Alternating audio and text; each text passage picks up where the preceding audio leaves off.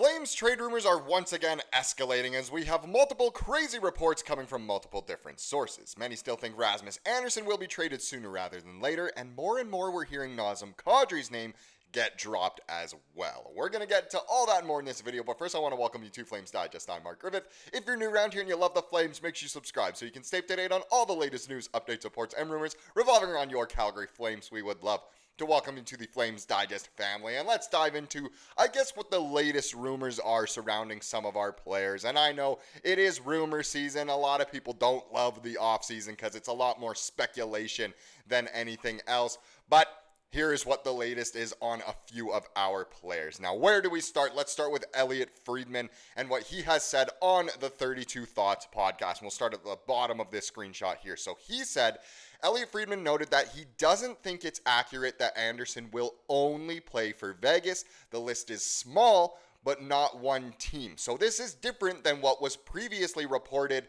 around the middle of last week, essentially saying he only wants to go to Vegas. How is Calgary going to make a trade with Vegas even happen now that they've signed Mitch Marner sort of thing? They just have nothing to give that Calgary wants. They might not even have the space for Rasmus Andersson. That being said, a lot of people are still saying that Vegas will try to trade for Rasmus Andersson, which is honestly bonkers in my opinion, but it's good to know for the Flames side that it's not just one team. It would have been impossible to trade Andersson there, and I know a lot of people aren't happy with Raz for shutting down maybe some trades. Apparently there was a huge one with the LA Kings, but he shut down going to the Kings, which was a little bit surprising. But this is good to know for the Flame side of things that it's not just one team. Andersson doesn't have, all the complete power. There are a few different ways we can go.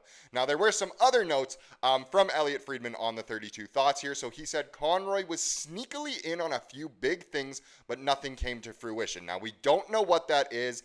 It's been rumored that the Flames were going after K'Andre Miller from the New York Rangers before he went to Carolina. Some people are speculating that could also mean the Flames were maybe going to go for some of the bigger UFAs like Ehlers, who also went to Carolina. I'm kind of glad he didn't come for the Flames. That's not what Calgary needs. But he also said that he confirms that there is interest in Bowen Byram, and that's no surprise at all. I would be shocked if Conroy wasn't kicking tires on the Byram situation. Obviously, that's what the last video on the channel was about, of course. Also noted that there was a deal between the Kings that Andersson just wouldn't sign. So yes, that is fact. That is not speculation. That is 100% true. That the Flames could have had this blockbuster deal with LA, but Raz of all people, he was involved, but Raz was the one that shut it down. It wasn't Conroy who didn't like the return. It was Raz who said no.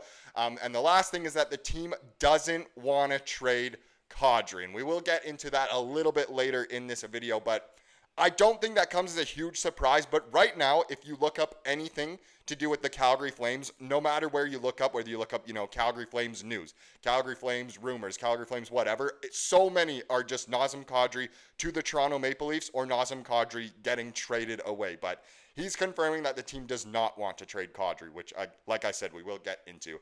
But sticking on the Andersson theme here, so from the fourth period, they say that the Flames do remain engaged in trade discussions with the Golden Knights and the Stars over defenseman Rasmus Andersson. Now, again, I think it's more likely a trade can happen with the Stars. They have more that we would want, and they can fit Andersson if we take on, a cap dump like a Matt Dumba or something like that. I think that's a trade that's a little more realistic, but apparently they do remain engaged in trade discussions with the Golden Knights as well, which were the favorites before Marner, the sign and trade for Mitch Marner. But I guess Vegas is still interested.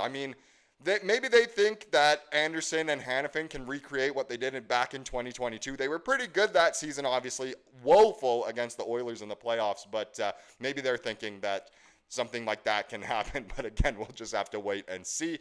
Last thing to do with Vegas here. So Elliotte Friedman, again, he said this that involves the Flames. So he said Nick Hague could have gone to Calgary. The guy who Vegas really wanted was Rasmus Andersson, so a trade involving both those guys. But they couldn't work out a trade. So if Hague had indicated he'd sign long-term with Calgary, he'd be there. And that's quite interesting as well. So we could very well have had Hague as part of, a return for Rasmus Andersson, which was actually speculated months ago, honestly, in trades with Vegas. So I guess if Hag had wanted to be here, he definitely would be here, which I guess is a good thing. It's weird. There's a lack of context in this quote here, but take it how you will, I suppose. Now, if we go over to Nazem Kadri, so David Pagnotta says that Kadri, or about the Kadri trade rumors, he says, I think Calgary would entertain it. I just don't see a fit with Toronto. Now, I don't know how to take this one either. I think Kadri does fit in Toronto, and I think a lot of Leafs fans would like Kadri. I know they have a lot of centers, but still, I mean, Kadri's sort of a part of a piece that's missing for them. Again, I just don't see how a trade could happen. What could Toronto possibly give to Calgary that we would want that would make it worth it for the Flames?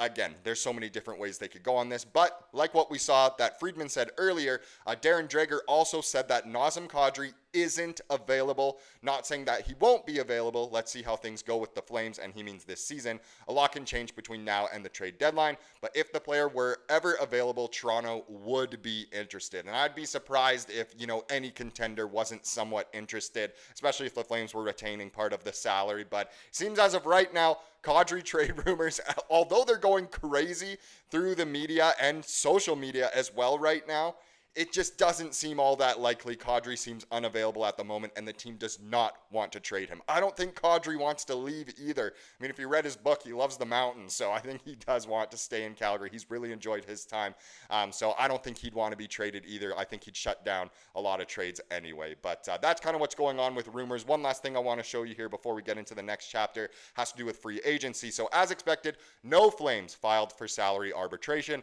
Obviously a good thing for the team. So Sam Morton and Yan Kuznetsov were both eligible, but most likely are going well enough with their contract talks that the option wasn't taken. The Flames will not have access to the second buyout window. That was after 11 players did file for salary arbitration. And one note as well, a lot of people were curious about Zary. So Flames RFA Connor Zary was not eligible to file for salary arbitration because he didn't meet the age/experience requirements. So there you go. Zary contract talks, you'd assume, are still ongoing. And a lot of people are really thinking it'll be similar to the Morgan Frost contract, very short term, and probably quite a bit of money, just because that's what the Flames can afford right now. But again, we'll just have to wait and see what does happen. Now, sticking with Ryan Pike here, because he's obviously an amazing Flames writer, he spoke about the lineup going into next season. He wrote a great article here that we're going to take a look at. We won't obviously go over the whole thing, just mostly the lines, but he said, what does the Flames' projected lineup look like post-NHL free agency? So now that, we know the Flames haven't done a ton, what are the lines looking like? So he thinks this, the forward lines, top line, Huberdeau, Kadri, Coronato, filthy. Zary, Frost, and Sharkey, we saw that combination a little bit. Farabee, Backlund, and Coleman, we also saw that down the stretch. And then Lomberg, Kirkland, and Pospisil. So interesting fourth line. Now, a lot of people will say, where are certain guys? Where are some of the younger guys? And where's one name in particular who actually signed this summer? And it's because Pike here puts an extra as Adam Klapka. Now, personally, I might want to see Klapka in there instead of maybe some other guys. But he says the extra as Klapka. He also writes, the Flames were quite good in March and April, so we're defaulting to most of the lines we saw down the stretch. Up front, the offensive-minded forward lines remain pretty close to how they ended last season, except with Connor Zary slotted in. Of course, he was injured down the stretch. There's some nice combinations of speed, skill, and shooting ability on both of those lines, and we like the dynamic of Coronato with the two vets and Zary with two slightly older line mates on his flank. And those lines, honestly, if we go back to them, they do look quite good. I like the look of that. Again, would like to see Klapka maybe slot in at some point. If we get into the defensemen, this is what Pike thinks. So he thinks Ball and Andersson, of course. Weegar with Parekh. Love that for Parekh. And then Hanley and Pahal as the third pairing with Bean and Miramanov as the extras. So he writes that we're assuming that A, Rasmus Andersson is here on opening night. Could be traded away. And B, Zane Parekh makes the team. We're far more confident in the second assumption than the first, but that's what we have to work with. So as of right now, with the players currently in the organization, I think that does make sense for what the D pairings could look like. Maybe the combos would be slightly different, but I really do like the look of that. Would like to see Parekh with Ball at some point. And then the goaltenders, Wolf with Prosvetov as the backup. So Dustin Wolf was one of the NHL's better goalies last season as a rookie, playing behind a team that didn't score a ton. of course, he'll be the number one guy. Meanwhile, we're penciling in Ivan Prosvetov as his backup ahead of Devin Cooley, who was obviously with the Wranglers last year. That said, there's definitely going to be a competition in camp for the number 2 job, so stay tuned. It will be very interesting to see who does secure that backup 10D spot heading into, opening night. So there you go. That's what the lineup could very well look like. I really think that this is quite accurate with the players currently in the organization.